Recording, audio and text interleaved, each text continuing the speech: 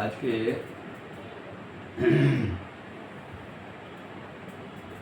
আপনারা শুনুন, ভূত, প্রেত, অপদেবতা সম্পর্কে দু একটা কথা বলছি, বেশি বলবো না, শুনুন ভালো করে মন দিয়ে। আপনি কোথাও থেকে আসছেন, সঙ্গে একটু মিষ্টি কিনেছেন, বাড়ি নিয়ে যাবেন, নয়তো মাছ কিনেছেন, আর আসছেন সোজা রাস্তা ধরে। রাস্তার দুই পাশে কিছু নেই, গাছগাছালি জঙ্গল ছাড়া কিছু নেই। কিছুদূর আসার পর আপনি দেখছেন, কিছুদূর চলে আসার পর, কিছুদূর যখন চলে এসেছেন, আপনি একাই আছেন, মোটর সাইকেলে চলে এসেছেন, দেখছেন আপনার গাড়িটা ভারী হয়ে গেল, পিছন দিকে টানছে, আপনার গা ভারী হয়ে গেল গাড়ি, আর আপনি যতই চালাচ্ছেন, যতই স্পিড বাড়াচ্ছেন, তখন স্পিড কিন্তু আর কাজে আসছে না। তখন আপনি কি করবেন? এই তো অপদেবতার কাজ, এ তো সাধারণ কাজ নয়। তখন আপনি কি করবেন? ওখানে নামবেন, নেমে গাড়িটাকে দাঁড় করিয়ে দিন।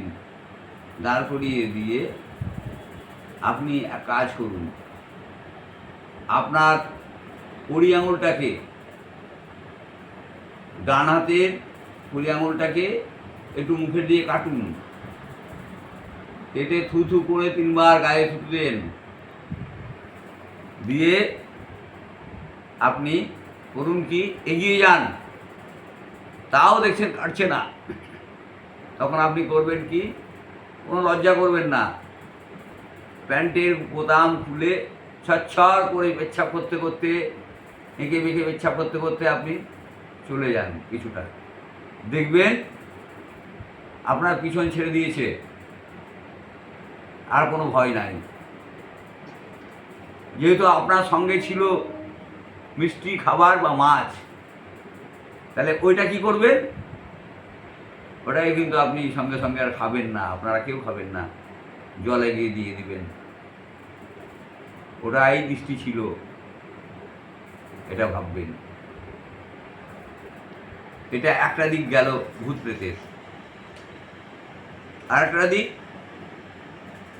অনেক সময় দেখা যায় কি, আপনি আপনার বাড়িতেও হতে পারে, হাওয়া বাতাসে কাজ করছে ভূত প্রেতে। হ্যাঁ, তখন কি করবেন আপনি? হাওয়া বাতাস, তখন আপনি করবেন কি, সোজা ঠাকুর ঘরে ঢুকবেন, যদি ঠাকুর ঘর থাকে ঠাকুর ঘরে ঢুকবেন।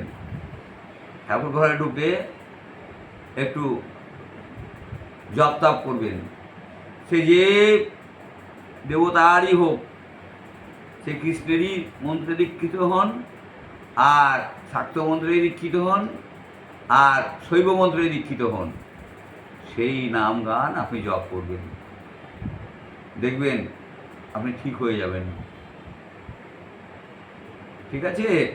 এই দুটোই আমি আজকে বললাম, আরও আছে, বলবো, অনেক কিছুই আছে, জানাবো আপনাদের, একে একে একে একে আমি প্রকাশ করব। জয় তারা, জয় তারা, জয় জয় তারা, জয় মা কালী, জয়।